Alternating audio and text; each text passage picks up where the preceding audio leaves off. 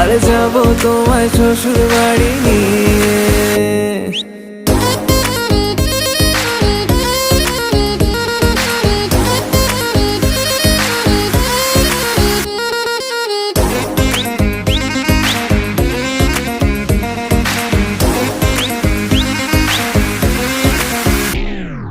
কেন বোঝো না তুমি আমার ইশারা, আমি দেব না এমন কাউকে তুমি ছাড়া।